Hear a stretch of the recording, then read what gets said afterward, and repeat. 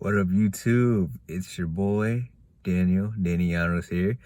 Back again, your favorite sports enthusiast and your favorite music enthusiast. Although, I've been up and gone a bit. School happened. I took a break. It was a good weekend. I was enjoying sports.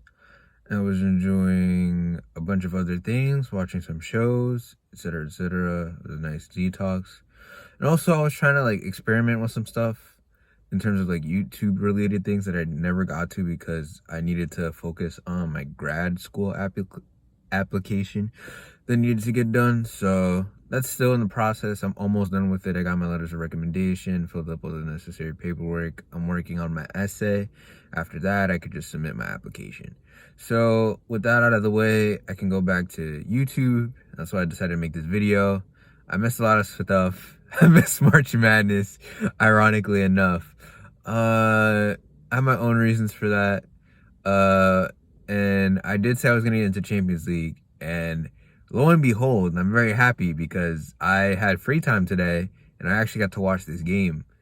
As you see, I am donning my Real Madrid fit today. So, a la Madrid. I'm very happy that Madrid won yesterday. Very impressive. They're in form. They beat Liverpool 3-1 home.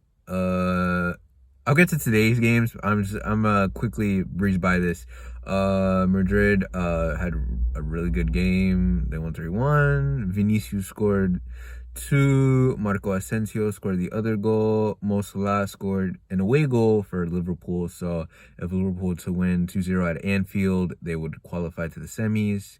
So it's still relatively a competitive quarterfinal matchup, even though Real has a 2-goal lead. But in soccer, 2-goal leads are usually the worst. 2-0 is usually the worst lead you can have, which is essentially what this is. Surprised that Liverpool weren't able to create more chances. Nathaniel Phillips had a really bad game, or it was unable to keep up with the pace of Vinicius, and because of that, they were able to capitalize on that. Not only that, but I feel like midfield-wise, even though Thiago, Wijnaldum, and Fabinho are good, at this point, when Luka, Tony, and Casemiro are in form, it's very hard to defeat that midfield three. And for that reason, they were able to feed Vinicius, and I think Marco scored the goal on his own, and that was basically the difference. As for the other game, Man City and Borussia played, and surprisingly, well, I don't know. Man City has a tendency with Pep to not make it to the semis, even though, and honestly, this season they look like the best team in Europe in some points, and they only won 2-1 at home, which in some cases they won, but it's wasn't convincing, and they got the goal in the 90th minute, and Borussia got the away goal from Marco Reus, so it's interesting. Borussia's a fun team. They have a lot of good young players mixed with some veterans like Royce, Emre Can. I want to say Giovanni Reina. Yeah. Julian Brandt. I could be wrong with Julian Brandt, but overall, it is a young, fun team with good, exciting young players. And unfortunately, Man City could be on the upset right now, which I don't know. For some reason, for all their dominance in Premier League, they don't seem to bring it in Champions League even when the table for them is favorable. Like last year when they faced Lyon, they should have made it to the semis, in my honest opinion. Neither here nor there, but to today's games, I'm gonna quickly brush by Chelsea, Porto. Kind of outmatched, even though Porto upset Juve in the round of 16. I don't think Chelsea's going to play around. Tuchel's having playing them really good football, even though they lost to West Brom over the weekend. That was because of a red card. I think that's just an anomaly. And aside from that, I think they've won all their games, or they have not lost. They've either won or draw since Tuchel took over. And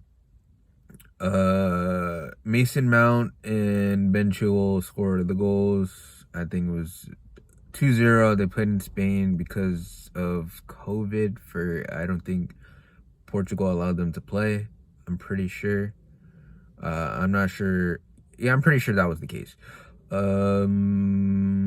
Yeah, that's about it. I peeped the last goal because I was more focused on the next game I'm about to talk about.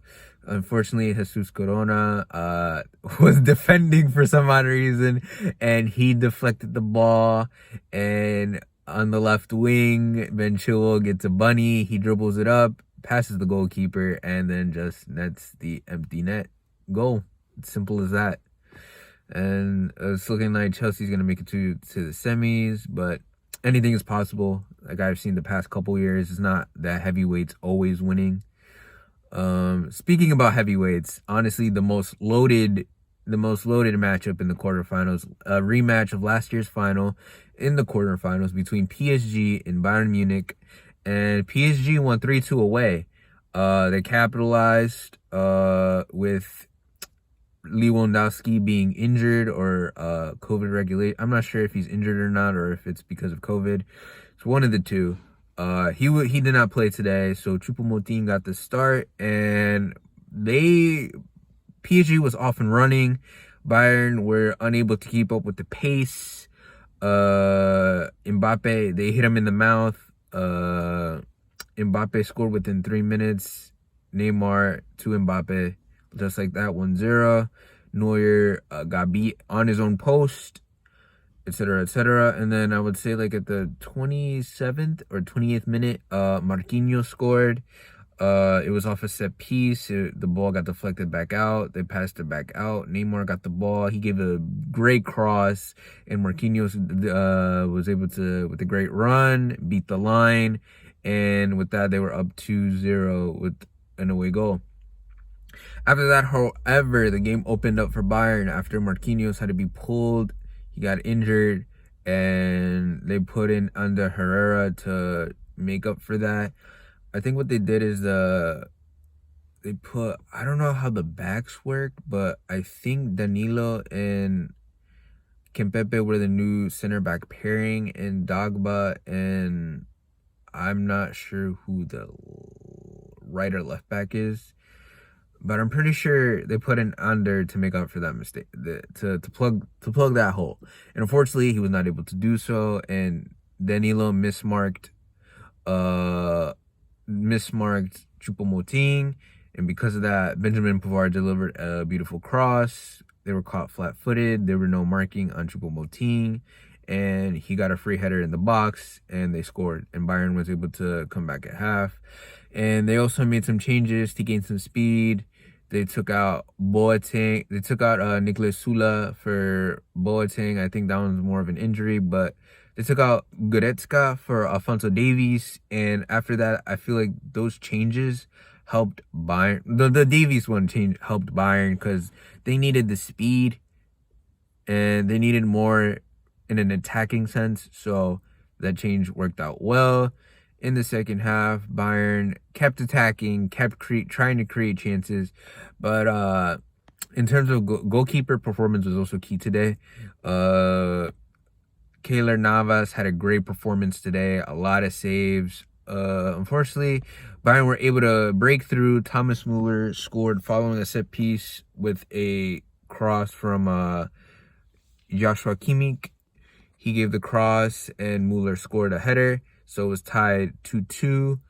After that, for 8 minutes following that, another fast break. This time, Di Maria to Mbappe. Mbappe scored the third goal, and he got his brace. From then on, it was just back and forth, non-stop action, Bayern trying to attack, and then PSG playing the fast counter. That's basically it. There was some moments. There was a penalty possibility with Ander Herrera. The ref, I think, made a good call. I thought it was a penalty at first as well, until the final highlight where it showed that the ball hit his leg first and then it ended up deflecting into his hand. Because at first I thought when he slid, his hand hit the ball. So I thought it was a penalty that it should have been awarded to Bayern. But the ref made the right call. And that's basically said and done. A lot of injuries in this game surrounding it. I think at the end, Mbappe was injured. He was limping off towards the end, so a lot of question marks. Interesting to see if he's able to play next Tuesday. That's when the second leg is. And honestly, that 3-2 game was the best matchup. It's interesting to see whether or not if Liwo will be able to come back, because I feel like if he was there, it might have been a huge difference. Uh, and all in all, honestly, possessions, creating opportunities doesn't matter. What matters in the end is when you create an opportunity, how much you capitalize on it, and that's what PSG did today. They played the counter, had a decent amount defense considering how many chances Bayern created, and Keylor Navas had a great performance today. A lot of key performances in there. Neymar had a great game. Mbappe, obviously. You could give one to Kimpembe and Keylor. Really did it. I'm excited. These quarterfinals were highly entertaining, and this was a really good soccer game. It was a really great football game. I was very excited to watch it. It's good to be a neutral fan in these sort of things, just to enjoy the sport for what it is. Yeah. In terms of what the plan is for the channel, I'm gonna try and record some music videos because a decent amount of music came out. I may or may not drop a Plugs I Met 2 review for Benny the Butcher. Depends on the mood I'm feeling. It's a little late, but I really enjoyed the project. I could make a Brockhampton video, but on the singles, but I feel like it's too late because the album comes out Friday. So Roadrunner, that is. Really excited for that. I enjoyed the singles. So yeah, you're probably gonna get a video Friday or Saturday on the new Brockhampton album. And yeah, that's basically it. That's all the time I have for today. Thank you for watching. I would greatly appreciate it if you guys hit the subscribe button, press the like button. It would mean so much to me. And I'm Danny Llanos. Peace out, guys. Have a great day. And yeah, yeah, that's basically it. Peace.